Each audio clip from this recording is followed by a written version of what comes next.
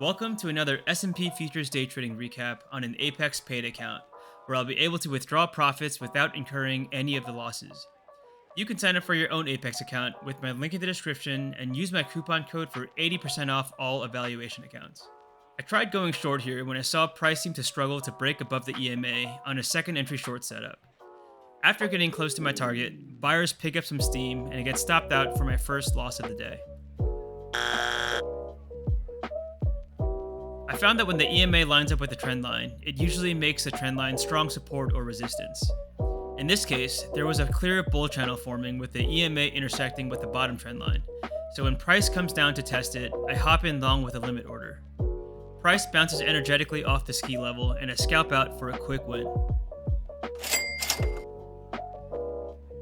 I get another chance to go long when price breaks out of the bull channel and I'm able to fade the breakout with a second entry long setup. This was another nice scalp where price hit my profit target very quickly without any drawdown, which is the best kind of trade for scalpers. When price forms a bear channel and looks to get rejected from where the EMA intersected with the upper trend line, I try to take a stab short off a second entry short setup. Unfortunately, this time it didn't work as well as the last. I noted that there was a slight overshoot below the bear channel that price energetically bounced from, which made the short a little lower probability. I still don't mind taking the setup though, just didn't work out this time. This trade was honestly a bit of a mess. I noted that we had a pretty clear trading range form, and it took a second entry short setup to try to take price from the top of the range down to the bottom. The problem was that I wasn't exactly sure where to set my stop loss. For stop order entries, I usually set it one tick above the signal bar, but since I was trying to play a trading range here, I thought it might be better to put my stop above the top of the range. This was higher up than the signal bar and was just a little bit too much risk for me. You can see that I went back and forth here and even considered averaging down with the limit order further up, but was afraid price would break above the trading range seeing how strong the bull channel was. I ultimately decided to revert back to the original trade parameters and keep my stop loss at one tick above the signal bar, as this was ultimately what I had mentally prepared myself for before I entered the trade. Unfortunately, my stop does get hit here, and I have to stop trading per my risk rules. Well, it was certainly disheartening to see what happened after I got stopped out of the last trade.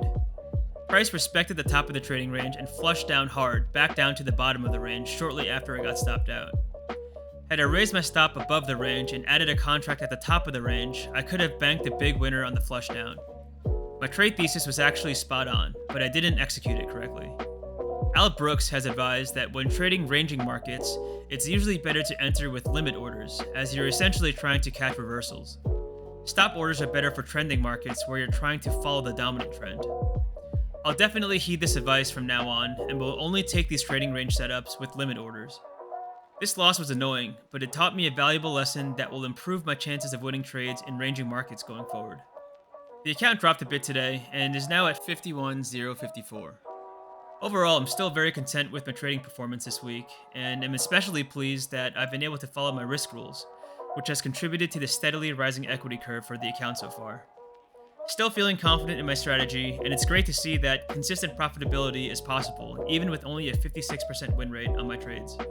As always, thanks for watching. Please leave a thumbs up if you enjoyed, and subscribe so you're notified of the next time I post a trade recap. In the meantime, I'll continue posting daily profit and loss updates in my channel's community tab.